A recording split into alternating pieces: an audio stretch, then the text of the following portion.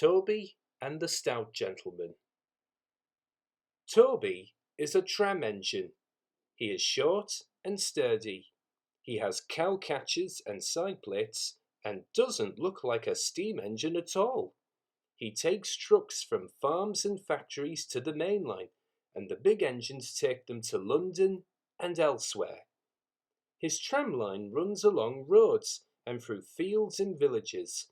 Toby rings his bell cheerfully to everyone he meets.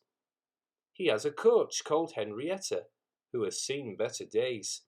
She complains because she has few passengers. Toby is attached to Henrietta and always takes her with him.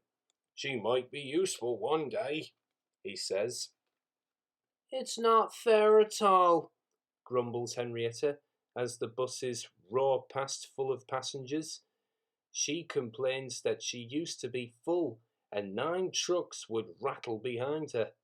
Now there are only 3 or 4, for the farms and factories send their goods mostly by lorry. Toby is always careful on the road. The cars, buses and lorries often have accidents.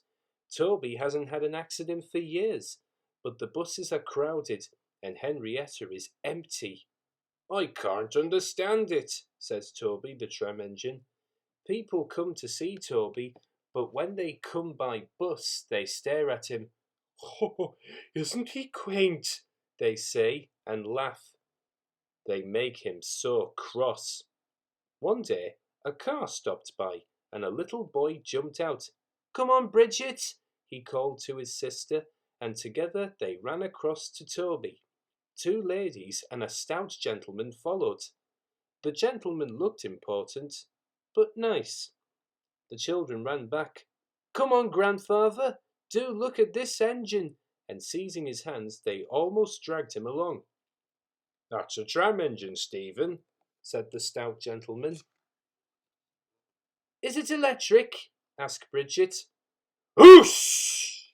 hissed Toby crossly. "Shh, shh," said her brother. "You've offended him." "But trams are electric, aren't they?" "They are mostly," the stout gentleman answered, "but this is a steam tram." "May we go in it, grandfather? Please?" The guard had begun to blow his whistle. "Stop!" said the stout gentleman, and raised his hand. The guard, surprised, opened his mouth, and the whistle fell out. While he was picking it up, they all scrambled into Henrietta. "Hip, hip, hooray!" chanted Henrietta, and she rattled happily behind. Toby did not sing. "Electric indeed! Electric indeed!" he snorted. He was very hurt. The stout gentleman and his family got out at the junction, but waited for Toby to take them back to their car.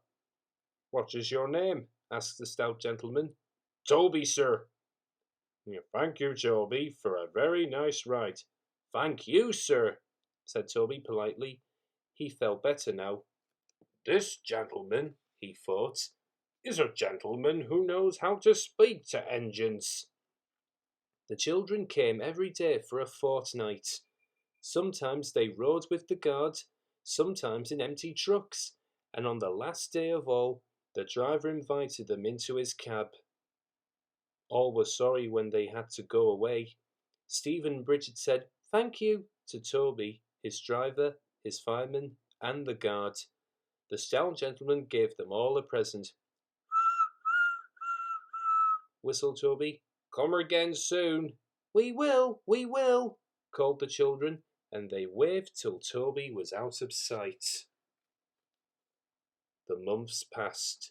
Toby had few trucks and fewer passengers.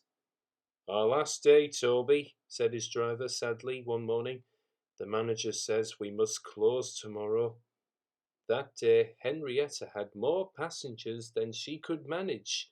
They rode in the trucks and crowded in the brake van, and the guard hadn't enough tickets to go round. The passengers joked and sang, but Toby and his driver wished they wouldn't. "Goodbye, Toby," said the passengers afterwards. "We are sorry your line is closing down." "So am I," said Toby sadly. The last passenger left the station, and Toby puffed slowly to his shed. Nobody wants me, he thought, and went unhappily to sleep.